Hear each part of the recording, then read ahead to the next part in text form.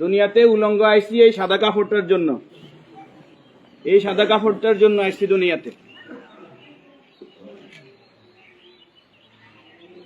পুরুষ মানুষ ঢাকার দরকার নাই, সাদা কাফন দেখলে অন্তরের মধ্যে কি আসে? একটু ভয় আসে, এটা মনে রাখবেন। পুরুষের ঢাকার দরকার নেই, মহিলাদেরকে এভাবে উপর দিয়ে ঢেকে দিতে হয়।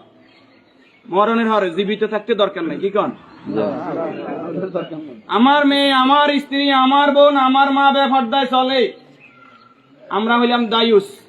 ওই পুরুষ দায়ুস যে তার স্ত্রী সন্তানকে পর্দা করায় না।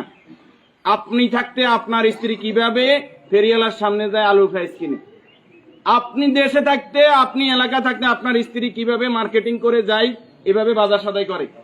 আপনি পুরুষ কেন পর্দার ব্যাপারে সচেতন নয়?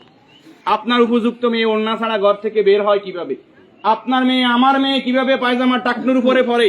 আমার ছেলে কিভাবে পায়জামা টাকনুর নিচে পরে? আমার টাকা দিয়ে আমার ছেলে সিগারেট খায়, আমার টাকা দিয়ে, আমার টাকার এমবি খরচ করে আমার ছেলে মেয়ে ঘরের মধ্যে গান বাজনা করে। আপনি পুরুষ উদাসীন, আপনার খবর নাই। খোদার কসম, দায়ুস ওই পুরুষ যে পুরুষ তার পরিবারকে দিন শিক্ষা দেয় না, কোরআন শিক্ষা দেয় না, পর্দার কথা বলে না। আর দায়ুস জাহান্নামে যাবে। এই দুনিয়াতে আসছে সাদা কাপড়টার জন্য, শুধু এই সাদা কাপড়টা অ্যারেস্ট করার জন্য। কিন্তু এই সাদা কাপড়টাও নিজের টাকায় কিনা হয়, নিজের টাকায় কিনা হয় না, আত্মীয় স্বজন কেউ না কেউ।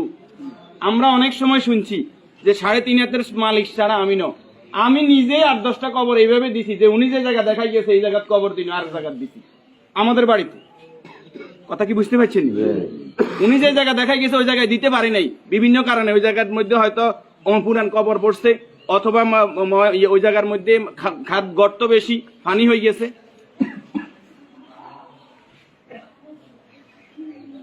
তাহলে আমার শেষ জায়গাটাও আমার নির্দেশনা মতো হয় না, পরিবারে যারা আছে তাদের নির্দেশনা মতো হয়। যে রাসূলের শানমর্যাদা এত বেশি, সে রাসূলের প্রতি দুরূদ ও সালাম সাল্লাল্লাহু আলাইহি ওয়াসাল্লাম। সম্মানিত উপস্থিতি, আল্লাহরই গোলাম চেহারাতে বলতেছে অবশ্যই নেককার পরেজগার ছিল। আল্লাহ তাআলা ওনার জীবনের গুনাহগুলো মাফ করে দেন, আমিন। যে নেক আমলগুলো করেছে, দান সাদাকা করেছে, এর বদৌলতে কবর, হাসর, মিজান, ফুলসিরাত আল্লাহ কি করে দেখ, মাফ করে দেখ। আমরা যারা জানাজায় উপস্থিত হয়েছে আল্লাহ আমাদেরকে মাফ করে দেখ। আল্লাহ তাআলা এই পরিবারকে ধৈর্য ধারণ করার তৌফিক দান করুন, আমিন। 40 জন জানাজাতে কাদেরকে উপস্থিত করাইবেন? আমাদের কত বলবো, বলতে আর বলতে মনে চায় না। সব জানেন কিন্তু আমল নাই। আপনি জানেন যে আত্মীয়তার সম্পর্ক নষ্টকারী জাহান্নামে যাবে, আপনি নিজেই সেই সম্পর্কটা বারবার নষ্ট করেন। আপনি জানেন যে আগে সালাম দিতে হবে, আপনি সালাম দেন না। আপনি জানেন যে নিজের জন্য যেটা ভালো মনে করি অপরের জন্য সেটা ভালো মনে না করলে আমি ইমানদার নয়। আপনি জানেন প্রতিবেশীর হক নষ্ট করলে ইমানদার নয়। কই নাই, সব শুধু জানি, আমল করি না। আমাদের মাঝ থেকে আমলটা দূরে সরে গেছে। এই নেককার গোলাম জানাজাতে নামাজি ফরেজগার লোক, শিরিক মুক্ত লোক, আপনার দৃষ্টিতে যিনি শিরিক মুক্ত, এরকম 40 জন লোক যদি দোয়া করে আল্লাহ তাআলা ওই দোয়া কি করে? কবুল করে। 40 জন হাইবেন, আইতেন না। উনি নামাজি ফরেজগার, উনি হয়তো আপনি মনে করেন যে মাজারে সেজদা দেন শুধু কবিরা গুনাহ, মাজারে সেজদা দেন বুঝি শিরক। শনিবার মঙ্গলবার কি শিরক না? শনিবার মঙ্গলবার হিসাব করা শিরক না নি? শিরক, এটাও শিরক। এই যে জাদু টোনা করা, এটা কি শিরক না নি? গণকের কাছে যাওয়া, বান্দর গনাইতে যায়, মানুষ গনাইতে যায়, চুরি করছে কে, আনা চাইতে যায়, এগুলো সবগুলো কি বড় শিরক? যেটা জনগণ সকল ক্ষমতার উৎস, ঠিক না নি?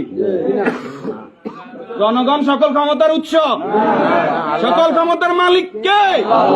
তো যেই দল, যেই সংগঠন, যেই রাজনীতি আমাকে বলে জনগণ সকল ক্ষমতার উৎস, এই রাজনীতি করা কি শিরক না? এই জিনিসটা কেন বুঝি না আমরা?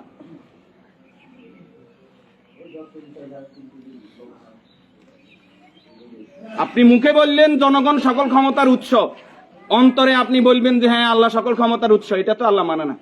মুখে যেটা বলতে হবে অন্তরে এক থাকতে হবে। তাহলে সকল ক্ষমতার মালিক কে? আল্লাহ। আর যারা রাষ্ট্র ক্ষমতায় গিয়ে, একজন মুমিন ইসলামী রাষ্ট্র ব্যবস্থার বাইরে যাওয়ার কোনো সুযোগ নাই।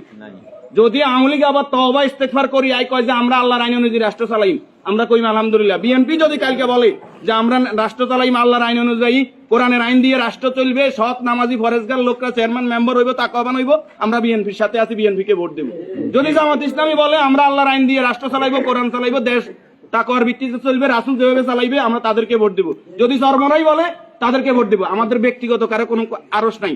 আমরা এই জমিন আল্লাহর, এই জমিনে আইন চলবে কার? এবার যেই আসুক এই তকমা নিয়ে আমরা তাদের সাথে আছি। রাজি আছেন? আল্লাহ তাআলা আমাদেরকে কবুল করুক। সম্মানিত উপস্থিতি, এই মুহূর্তে